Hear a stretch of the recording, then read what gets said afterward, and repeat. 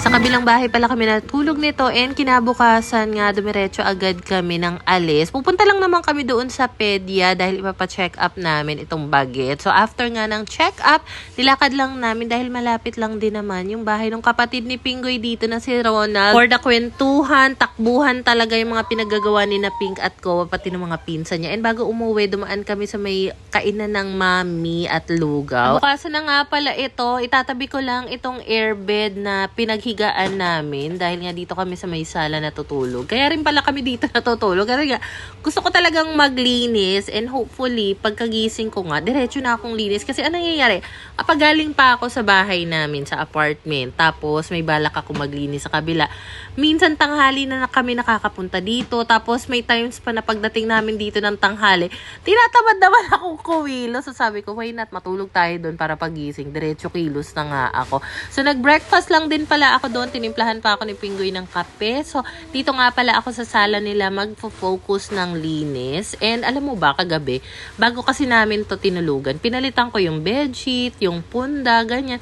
So since hindi na nga namin pinagda-diaper yung mga bata, lately talaga, kahit na gantong gabi na, natulog si Kowa dito. Hala, nakaihi ng 2 beses. Dito nga sa higaan na to. Pero hindi naman din talaga ako nag-worry dahil merong waterproof na mattress protector din itong kutsyon na nilagay ko dito. Kaya ingat na ingat talaga ako dito kasi nga gusto kong tumagal ito sa kanila. Kaya from the time na nakatanggap nga ako nitong Forniso na spring mattress, nagtry agad ako na kumuha ng ganitong protector para sa kutsyon nila. And ayan, napakinabangan dahil kahit naihian ni Kowa yan, walang mancha yung kutsyon. Finally, at nakapaglinis na rin ako dito sa sala nila. And nagawan ko na rin naman ng dedicated na cleaning video. Yung paglilinis ko dito, just in case na gusto nyo panoorin, check nyo na lang sa account or profile ko. So, ayun na nga pala yung outcome niya. Hindi ko pa naibalik yung mga kortina kasi during that time, medyo basa pa siya. So, tinatamad na rin ako kasi napagod na ako. Minabutin ako na ilang oras kakalinis dyan.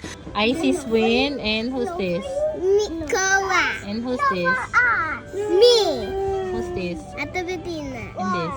Galing talaga di Pachaco. Grabe. Ate Priya. Is this like a wine glass? Cheers, like that? What's That's this? Melody. That's a golden cup.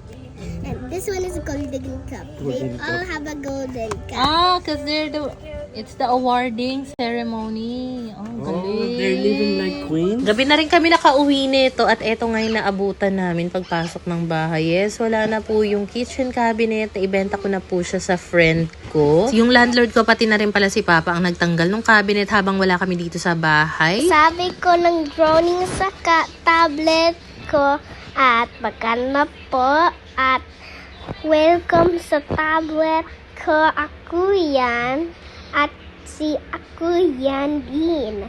Si ko yan kasi mahal kita mama. Kasi ng tablet ko ganda-ganda. Kasi ng bunny ko ganda din.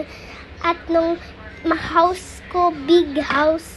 At na bahay ko maganda. May mochi. Char. Kasi ng mochi ang sa cart app. Download na sa cart app. Kasi ng daddy ko bibili ng bread. Spanish bread. At ng stock ko sa house maganda. Nag-insist talaga si Pinky na mag-voice over kaya pinagbigyan ko. Medyo challenge pa lang talaga siya sa pagsasalita ng Tagalog. Pero kayang-kaya niya namang makaintindi. It's just that mas nasanay kasi talaga sa English. Hindi mo lang natuto magsalita. So kinabukasan na nga pala ito pagkagising namin. Dumiretso agad kami sa may Pasita Palengke. Dumaan kami saglit sa grocery, sa may lugawan, na malengke. Tapos sobrang pagod talaga ng pakiramdam ko. Siguro gawa ng paglilinis ko nga nung kailan. Halos tulog lang ako maghapon. Tapos pagising ko nga, gabi na. So, ayan, nagtry kami ng bagong kainan dito na bagong bukas lang. Sobrang sarap nitong mini burgers nila. Tapos may sides na yan na nachos with cheese. And affordable lang din yung mga price nila. Pwedeng-pwede na talaga. Meron silang air-conditioned area. Meron din namang alfresco area. Along Macaria lang yan. Malapit sa Evangelista Hospital. Katapat siya ng Ruby Street. So, if hindi nyo pa nasusubukan at gusto nyo matry, punta kayo sa Mana. Ano ba to? Restaurant ba? Basta yon, para siyang cafe. Ayun lang muna ang chika for today.